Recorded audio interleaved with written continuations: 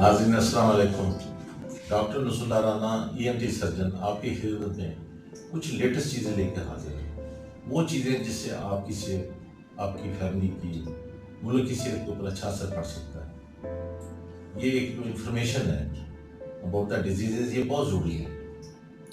इसके लिए मैंने टीवी पे मैक्सिमम लेक्चर दिए। पाकिस्तान में किसी डॉक्टर ने इतने लेक्चर नहीं दिए। राइट फ्रॉम 81 मैंने एक स्टार्ट लिया।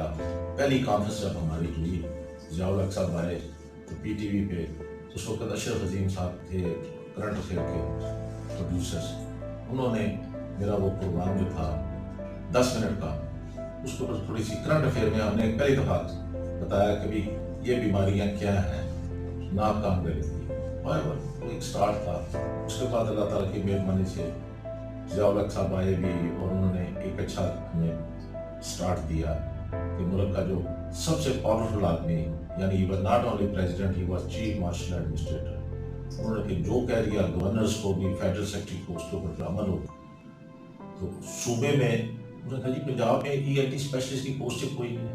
उन्होंने कहा कि वो भी करें। उससे अल्लाह की मेहरबानी से एक अच्छा माहौल बन गया। अब मेरा जो टॉपिक आज है वो है नाक कान गले की खास बीमारियाँ। एक तो आम है, जनरल तो बेशुमार है।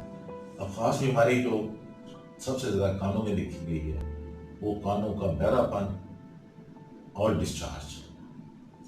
और रेयर बीमारी जो होती है वो है कि बाहर कोई छोटा मोटा बॉयल बन गया, कानों में भी फोड़े पिंची बन जाते हैं। लेकिन खास बीमारी जो है, मैं फिर रिपीट करूंगा, वो है कानों का बहरापन। बहरापन बच्चों में भी देखा जाता है, जवानों में भी देखा जाता है, बूढ़ों में भी देखा जाता है। This is in all age group. आप उसके लिए अच्छी प्लानिंग के साथ मैंने इसके ऊपर काफ़ी वर्क किया है। हमारी जो मलेशिया की कॉन्फ्रेंस थी, खास थी इसीलिए हियरिंग के ऊपर। I represented Pakistan in that conference. 10th Asia Oceania, उस 70 मुल्कों से डॉक्टर आए हुए थे। उन तमाम बड़े मजमे में उन्होंने मेरा काम देख के, क्योंकि मैंने स्टार कॉन्फ्रेंस लाहौर में करवाई थी, उसको जब उन्होंने देखा तो उन्होंने कहा जी ही deserves, we give this responsibility to him. उन्होंने फिर मुझे वो एक स्लोगन दे दिया, जैसे एजुकेशन फॉर ऑल है, इसी तरह ये एक स्लोगन है कि सुनना, हियरिंग फॉर ऑल। जैसे तालीम हर शख्स को नहीं दी जा सकती, बट इट्स द स्लोगन। इसी तरह बुराई को खत्म नहीं किया जा सकता, लेकिन जितना कोशिश कर सकते हैं। हाउएवर वो फिर मैं लेके आया हूँ, वहाँ से ये स्लोगन के ऊपर काम किया। बेशुमार जगह मैंने कैंप किए हैं, लाहौर में भी, शाहदरा क्या, ये अपना जलो मोड़ की तरफ, ये ठोकर मियाल पे गया, तो हर छोटे छोटे एरियाज थे। फिर उसके बाद असल ये था कि वो कैंप से लोगों में कुछ अवेयरनेस होनी शुरू हो गई। वो लोग अपने अपने बच्चों को लेकर पहुंच गए।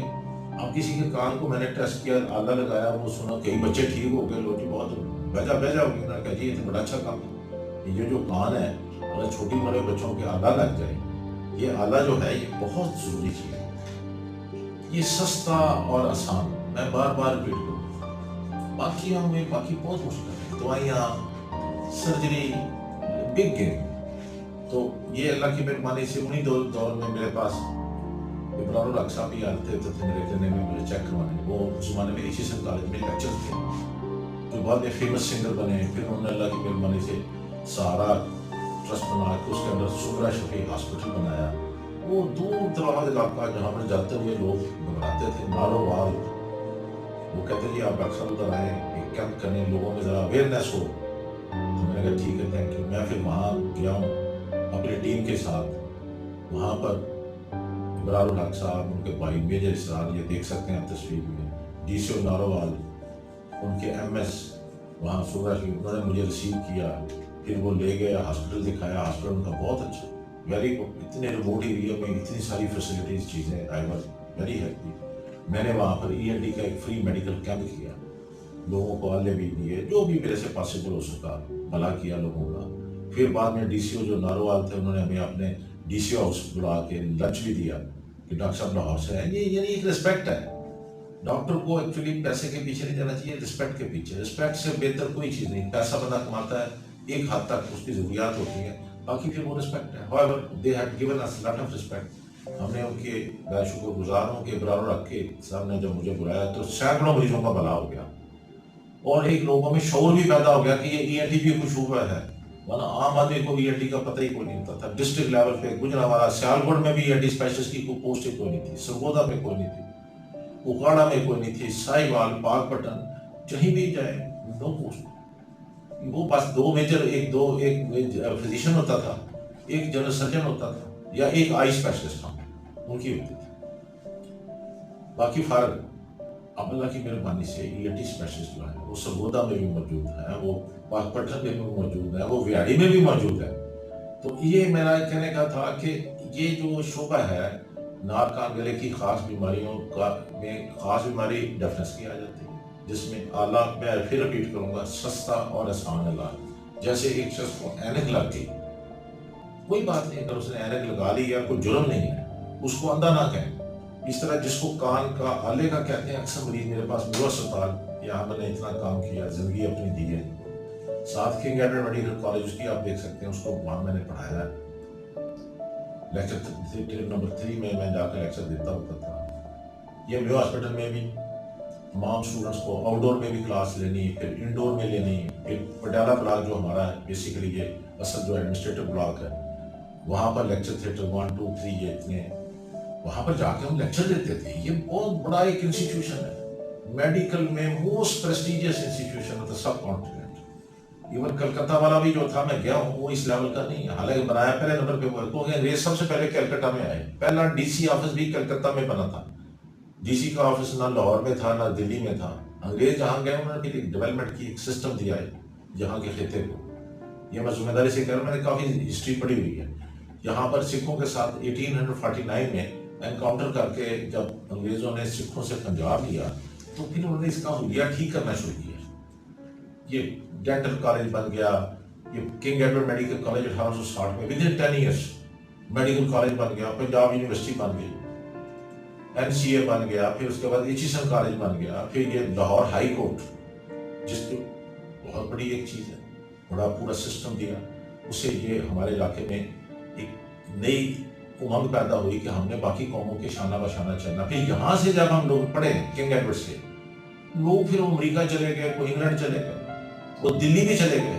وہ دلی میں بھی جا کے انہوں نے پڑھایا بھی ہے. دلی میں یہ بیفور پارٹیشن کی میں بات کر رہا ہوں, وہاں جو بہت بڑے بڑے پروفیسر تھے, پروفیسر ڈیکا تھے جو ڈین آف ایمس تھے, All India Institute of Medical Sciences, اس کی آپ فوٹوگراف دیکھ سکتے ہیں.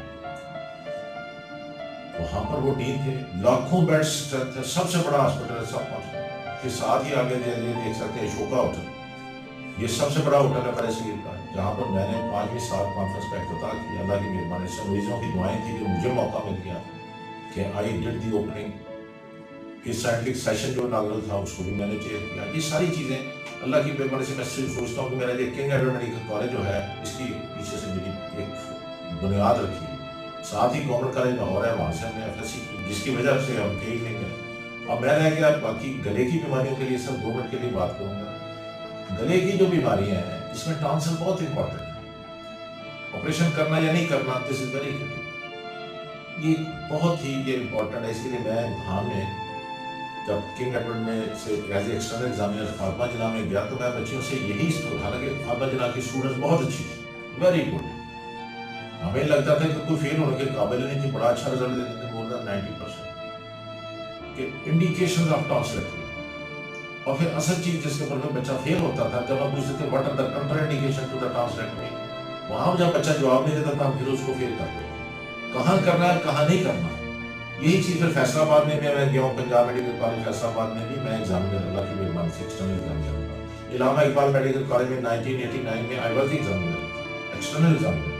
ایک انٹرنل ہوتا ہے, ایک ایکسٹرنل ہوتا ہے. میں کئی سے جاتا تھا. پھر کنگ ایڈورڈ سے میں پنڈی میں بھی گیا ہوں, راول پنڈی میڈیکل کالج میں نے MBBS کا امتحان کنڈکٹ کیا ایز ایکسٹرنل ایگزامینر. جو میں نے اوور آل دیکھا کہ ہمارے اسٹوڈنٹ بہت اچھے ہیں. یہ پنجاب میں جہاں میں گیا ہوں, بڑی اچھی ان کی ٹریننگ تھی, کیونکہ میں تو وہاں بھی بہت میری فریکوینٹ وزٹ ہے, تو وہاں پر اس لیول کی ایجوکیشن نہیں تھی. میں ایجپٹ میں گیا ہوں, میں میڈیکل انسٹیٹیوشن میں گیا ہوں, ایون بنگلہ دیش میں بھی میں گیا ہوں, وہاں بھی میں نے دیکھا ان کا سارا. ہمارے جو اسٹینڈرڈ تھا جس میں ہم لوگ پڑھاتے تھے کنگ ایڈورڈ کے, اس ساتھ میں نے اسٹینڈرڈ کہیں نہیں دیکھا. یہ میں اچھی بات کروں گا. اور سب سے بڑی بات جو آگے آئے گی وہ یہ ہے کہ ٹانسلز کا آپریشن اگر ضرورت ہو تو کریں, نہیں ضرورت تو انسیسری نہ کریں. ٹانسل جو ہے وہ گلے کے چوکیدار ہیں, گارڈ ہے. lymphoid tissue, it is basically defense of the body. It should be removed only when it is really indicated. otherwise آپ اس کو ویسے ہی نکال دیں گے تو کافی مسائل, مطلب کوشش کریں کہ ٹانسل کا آپریشن بچ جائے, لیکن جہاں انڈیکیشن آ جائے وہاں پھر دیر نہیں کرنا.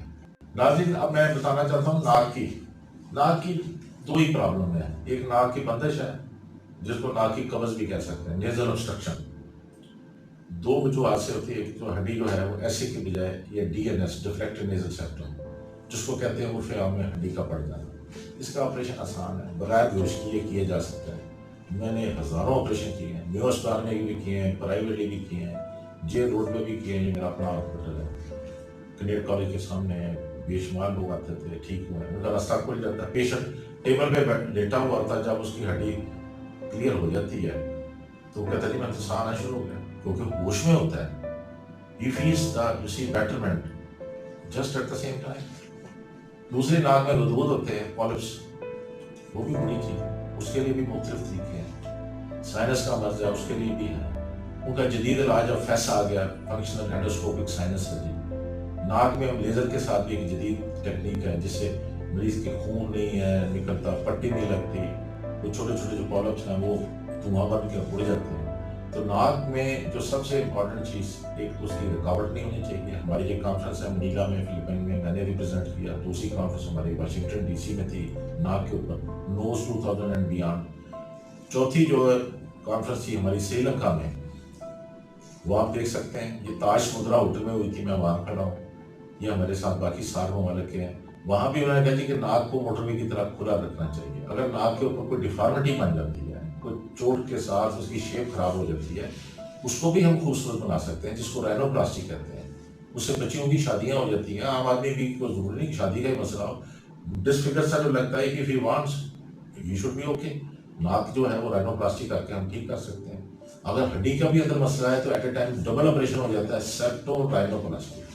اس کی رکاوٹ بھی دور ہو گئی, اس کی شیپ بھی بہتر ہو گئی. اس سے بہتر اور کیا کر سکتے ہیں. اس کے اوپر ہماری یہ واشنگٹن ڈی سی میں جو کانفرنس تھی, اس میں ہم نے کافی لوگوں نے پیپر بھی پڑھے, اور جو ایکسپو سینٹر ہے وہاں پر جو تھا اس میں. پھر اس کے بعد کیا کہتے ہوتے ہیں, نیو یارک میں ہماری کانفرنس تھی, تو اس میں آپ دیکھ سکتے ہیں میں فارن ڈیلیگیٹس کے ساتھ کھڑا ہوں. سب کا یہ تھا کہ ناک کی شیپ جو ہے نا, it gives 80% beauty to the face, especially ladies میں اس کا بڑا رول ہے. اس کو ہم ٹھیک کر سکتے ہیں. ناک کی بیماریاں جو ہیں, ہڈی کا بڑھنا اور شیپ, یہ میجر دو پرابلم ہیں. Thank you very much.